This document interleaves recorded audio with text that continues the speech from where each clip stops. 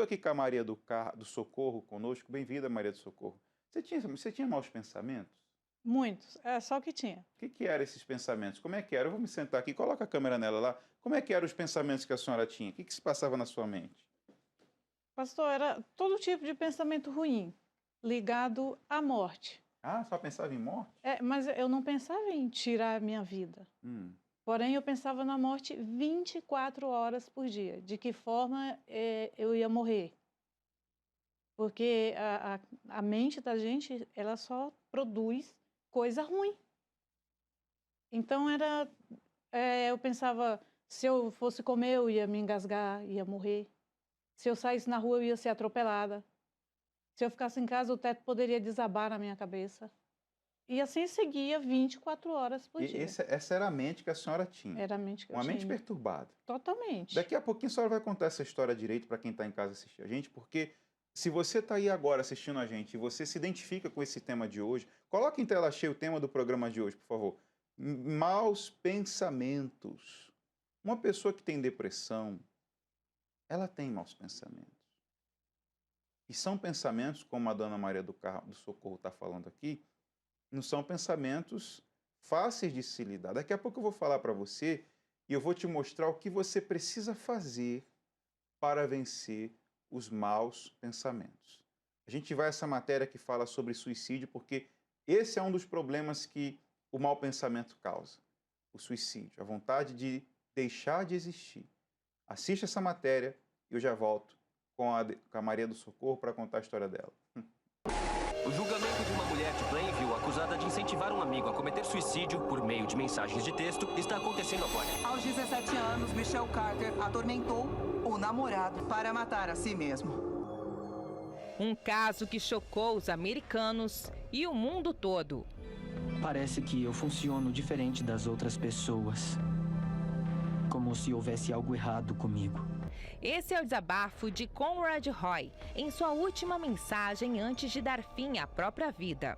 O jovem do estado americano de Massachusetts, por fora apresentava ser um atleta versátil, jogava beisebol, remava e para muitos seria até uma grande promessa no atletismo. Porém, poucos sabiam que por trás de tudo isso, ele sofria silenciosamente com a depressão. Em seu histórico, descobriu-se alguns problemas familiares com o pai e até que foi abusado pelo avô na infância. Quando seus pais se divorciaram no ano de 2012, sua dor na alma se agravou. Porém, um fato no mínimo inusitado. Sua morte aconteceu por incentivo de alguém muito próximo. Roy morreu no dia 12 de julho de 2014, por conta de uma intoxicação por monóxido de carbono, um tipo de gás extremamente tóxico e fatal. Mandem paramédico, supervisor para os fundos do Camarte, por favor. Eu tenho uma pessoa caída no volante de um carro aqui. Nas investigações, a descoberta assombrosa. Diversas mensagens no celular de Conrad, que o estimularam a tirar a própria vida. Mensagens essas que não eram de alguém desconhecido, e sim de sua namorada, Michelle Carter. Bebe cloro. Não sei por que não bebe cloro. Se enforca, se joga de um prédio, usa uma faca, sei lá, tem muitas formas. Durante dias, centenas de mensagens de Michelle davam detalhes de como Roy deveria cometer seu suicídio. Em uma delas, Michelle apressa o jovem. "Tá pensando demais", disse ela. "Eu sei que estou pensando demais. Estou pensando demais há um tempo", respondeu Conrad. "Eu sei, você tem que fazer como eu disse", retrucou Michelle. "Você vai fazer agora?", insistiu a namorada. Roy levou o plano adiante no dia 12 de julho, dirigiu até o estacionamento de um supermercado. Ele colocou a saída de uma bomba para vazar o gás do escapamento para dentro do carro. Segundo relatos, ele passou mal e saiu do carro. Chegou a trocar mensagens com Michelle. Porém, a mesma disse por telefone para que ele voltasse. Antes de morrer, Roy gravou um vídeo falando de como se sentia. Eu não sou nada. Eu sou um lixo. Eu nunca vou ter sucesso. Michelle Carter foi sentenciada por 15 meses de prisão, porém cumpriu apenas 11 por bom comportamento. Atualmente, ela vive reclusa em Plainville. A família de Conrad luta para a aprovação de uma lei em Massachusetts, para que pessoas que incentivam outras a tirarem a própria vida sejam condenadas com até 5 anos de prisão. Mesmo com a aprovação da lei, a vida de Conrad não terá volta. O que levaria uma pessoa a incentivar a outra a tirar a própria vida? E por que está cada vez mais comum encontrar pessoas que não conseguem superar os desafios da vida?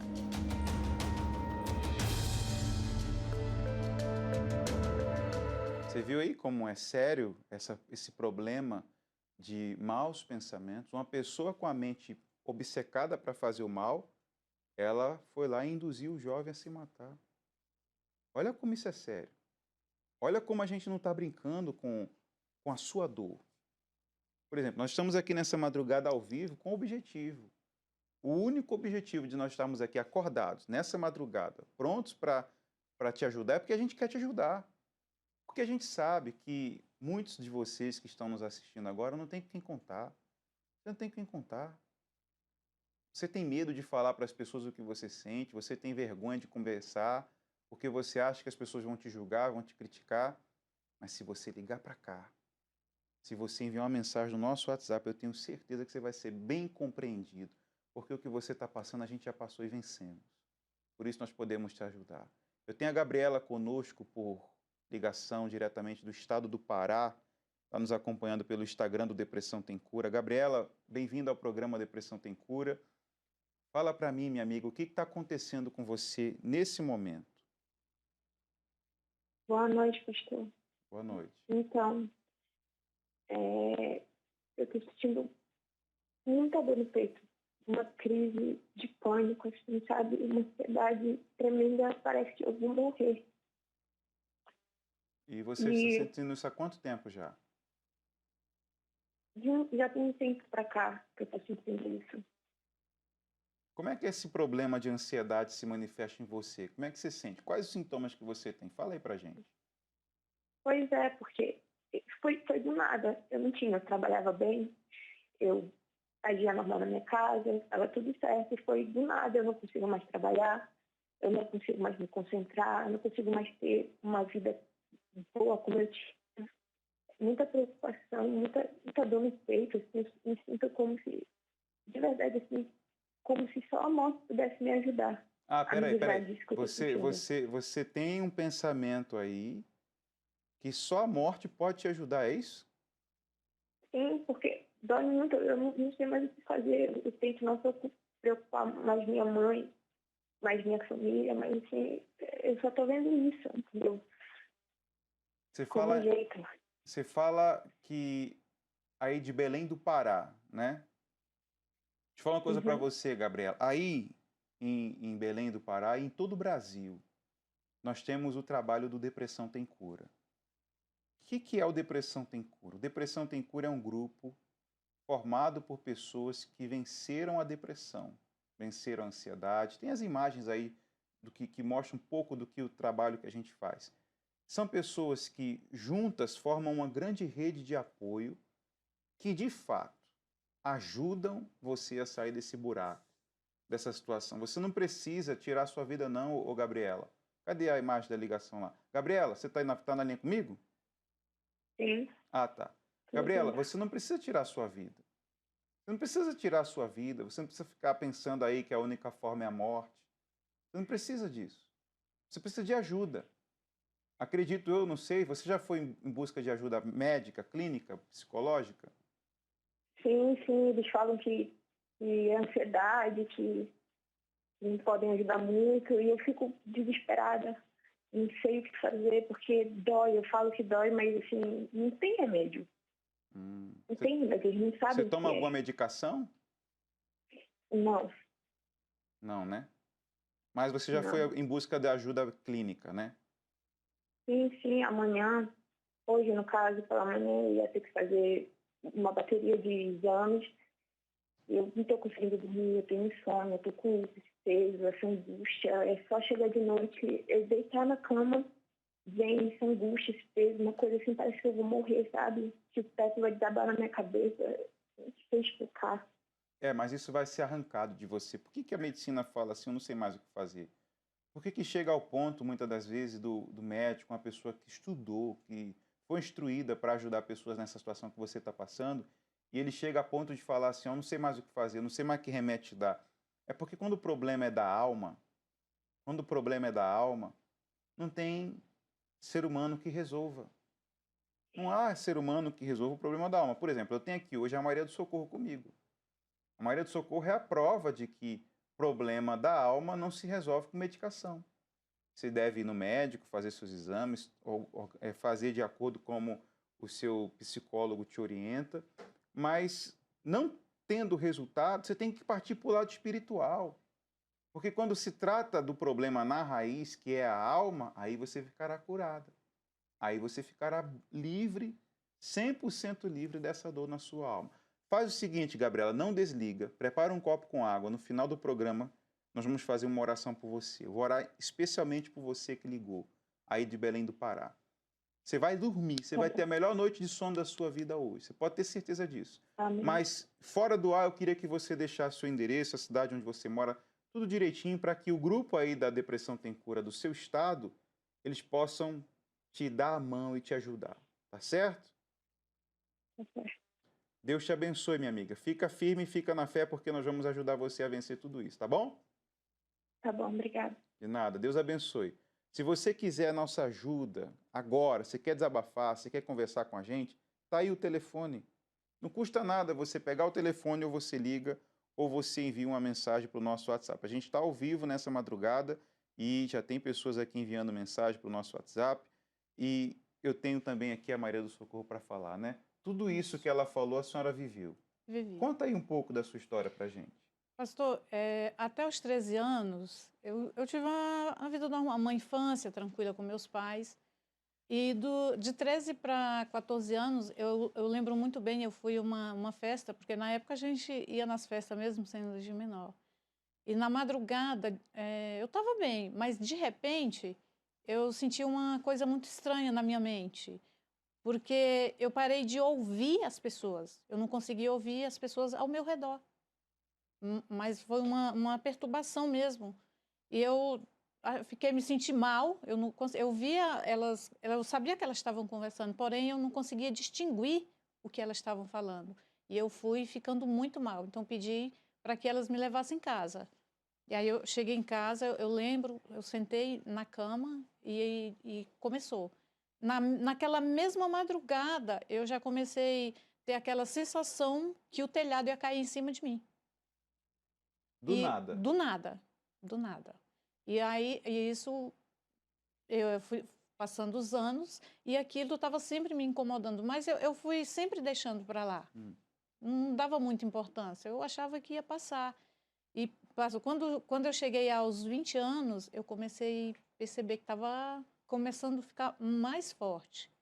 E ao ponto, eu ia trabalhar, eu entrava no ônibus e eu ouvia vozes. E falava assim, desce do ônibus porque ele vai tombar agora.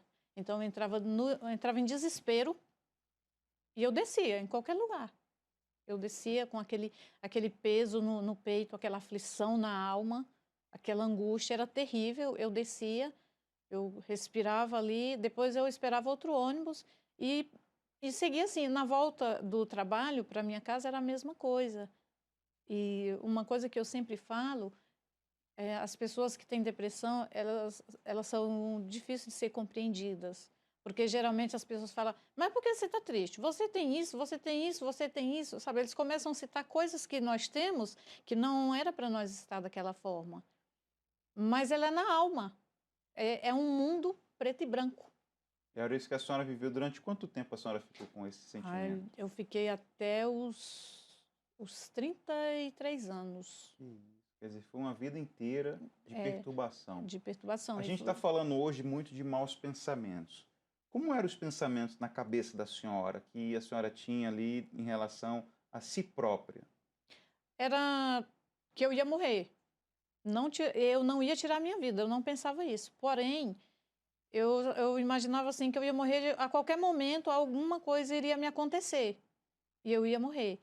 E cada vez que vinham esses pensamentos, ele era o tempo inteiro, me dava desespero, eu começava a suar, meu coração disparava, minha boca secava. E isso foram anos, assim, eu já estava casada. E eu tentava, eu fazia de tudo para que meu esposo não percebesse, as pessoas não percebessem, porque eu até estava numa denominação. Mas mesmo assim isso não resolvia. Mas eu fui ao médico uma vez, numa crise, e ele me passou um remédio para dormir. E aí eu tomava apenas metade do comprimido. E eu simplesmente eu caía. Quando eu acordava, eu estava pior. E eu falava, puxa vida, eu acordei. Então a minha vontade era não acordar. Era uma sensação muito ruim, muito ruim. É desesperador, porque a gente não encontra uma solução. Eu fui no médico e ele falou que não tinha o que fazer. O médico olhou para mim e falou assim, eu não sei nem o que a senhora crê, mas é no que a senhora crê que vai resolver. Eu vou dar um remédio para a senhora ter um suporte físico, porque eu parei de comer, eu parei até de beber água nesse período. A né? família falava o quê quando via a senhora nessa situação? Sem comer, sem Não, beber eles água? não percebiam, não deixava. Quando chegava a hora do almoço, hora da janta, eu dava um jeito, eu servia a janta para eles, o almoço, mas eu saía.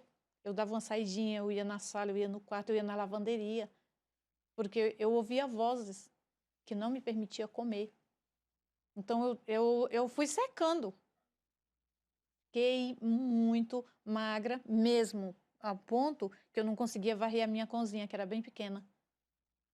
E aí, com fome. a senhora se escondia a sua tristeza, não deixava de trabalhar, não deixava de fazer as coisas dentro de casa, mas quando a senhora estava sozinha, vinha na sua mente aqueles pensamentos, você vai morrer.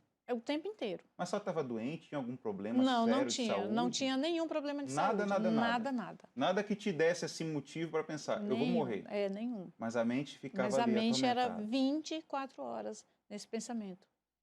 Que a qualquer momento ia acontecer alguma coisa. Então, como era a depressão e síndrome do pânico junta, então, assim, é um risco. Às vezes, a gente ouve pessoas... fulano se jogou, né? A gente já Mas por quê? Alguém fala, tinha síndrome do pânico. Síndrome do pânico faz isso? Faz. Porque vem aquele desespero e a pessoa ela é capaz de se jogar, de fazer qualquer coisa para ver se ela se livra daquele desespero. É uma pressão muito forte dentro da gente. É uma pressão satânica, posso falar assim. Só quem está passando por isso sabe o quanto é sério o que ela está falando aqui. Tem gente que ela tem mania de perseguição. Ela acha que tem pessoas perseguindo ela. Ela está em casa, ela fica assim. Né? Ouve chamar o nome dela. Oi! Ela até responde. Você está aí assistindo a gente e você está passando por isso. Você está assim. As pessoas não conseguem te entender.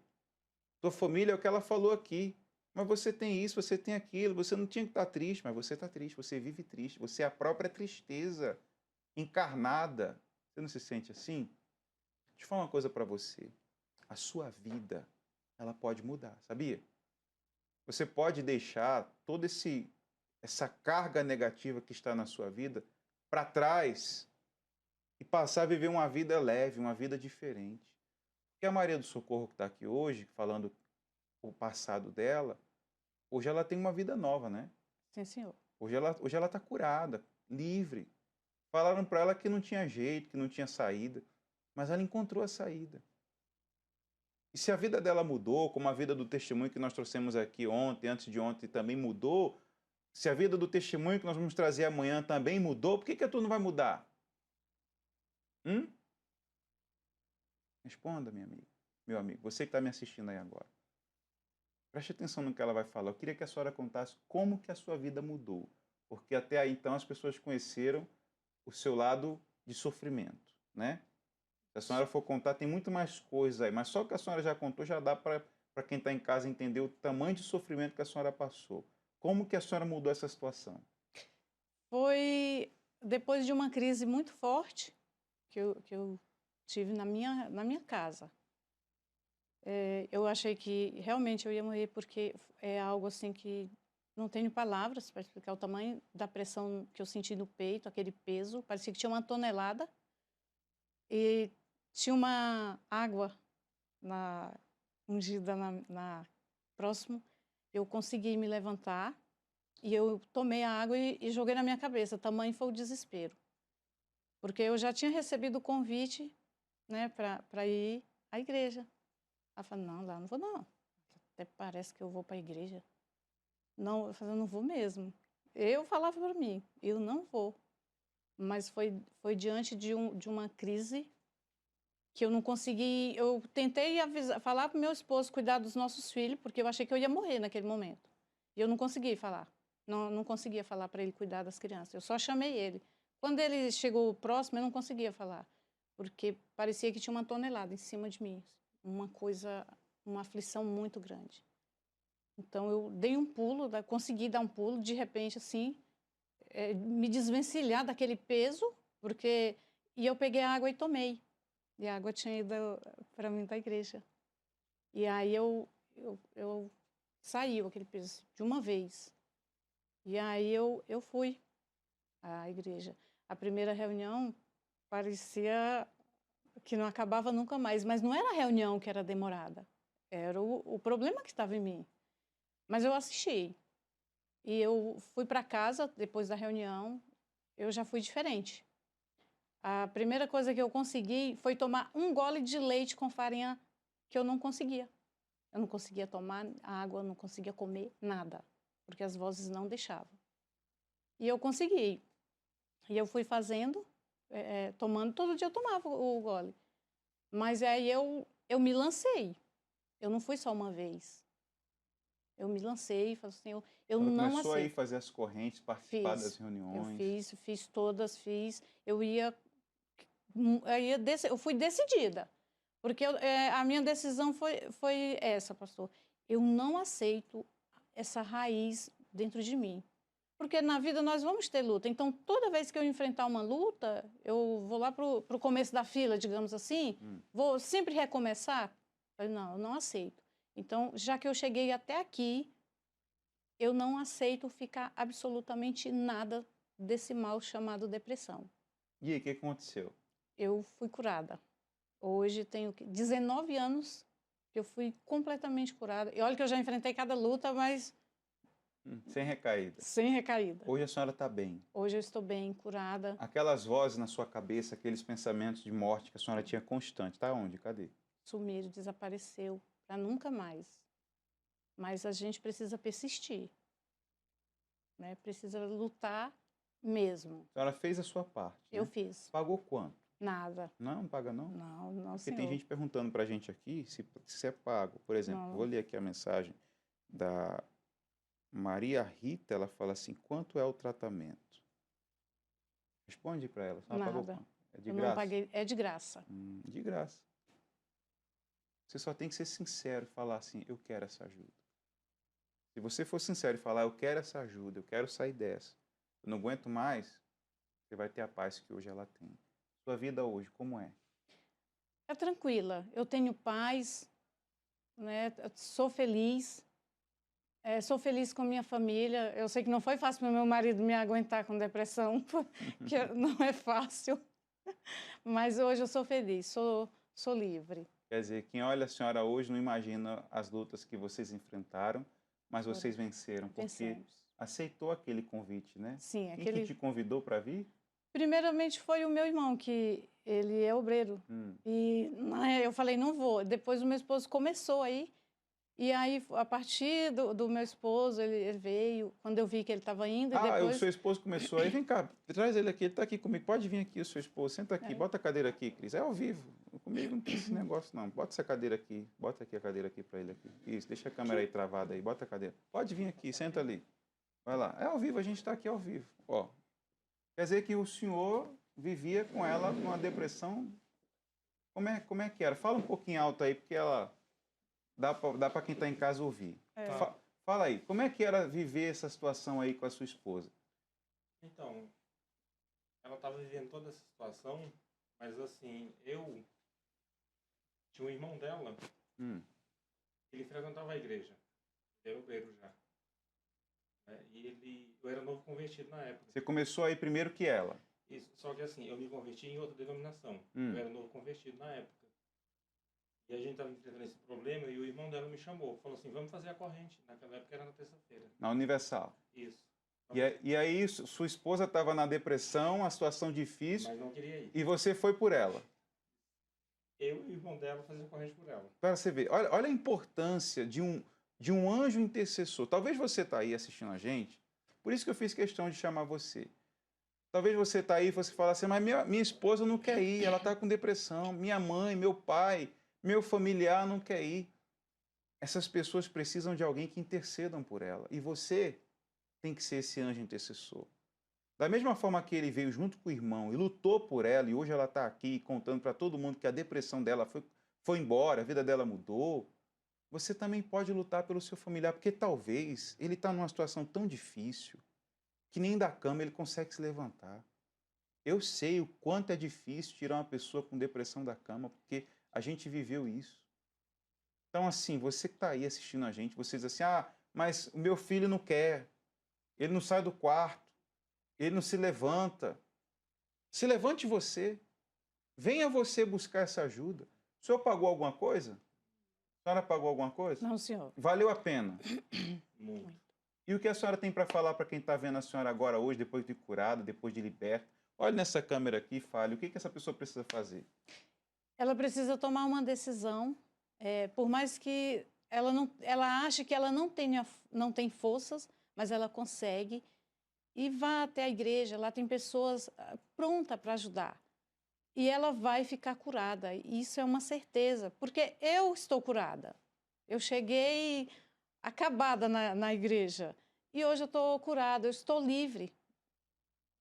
Livre, livre, livre. Curada.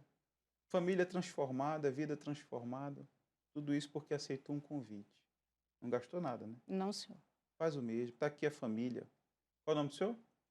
Francisco. O Francisco e a Maria do Socorro. Você quer ser livre desses maus pensamentos? Olha só essa imagem de novo, onde começam os maus pensamentos. Começa no cérebro, na mente. Tá aí, ó. É aí que começam os maus pensamentos. Aí começa. E é daí que começa muitas coisas ruins. Começa na mente. Por isso que o mal quer dominar a sua cabeça, os seus pensamentos, porque se ele dominar o seu pensamento, ele domina o seu corpo e domina a sua vida.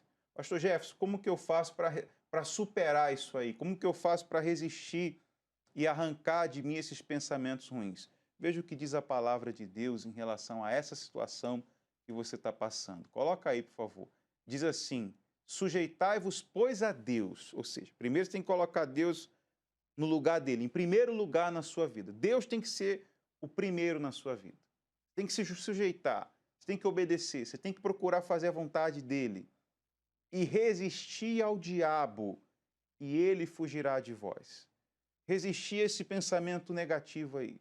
Quando vier um pensamento negativo, você fala, está amarrado. E você tem que elevar o seu pensamento a Deus. Vai ler a Bíblia, vai ouvir uma mensagem, vai assistir o programa, vai fazer algo que vai trazer para a sua mente bons pensamentos.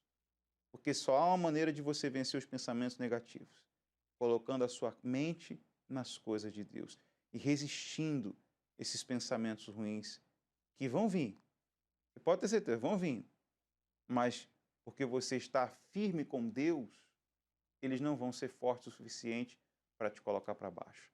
Dona Maria do Socorro, qual universal vocês frequentam hoje? A sede de Adema. Qual o endereço? Sabe o endereço? Eu sei, é na Rua Alzira 200. Está ali, ó. Rua Alzira 204. Então, você que quiser conhecer a história deles, vai lá na Rua Alzira, em Diadema. E aqui no Templo de Salomão nós estaremos nessa sexta-feira prontos para te receber. Será uma sexta-feira forte, de libertação, onde a gente vai estar orando por você e pela sua vida.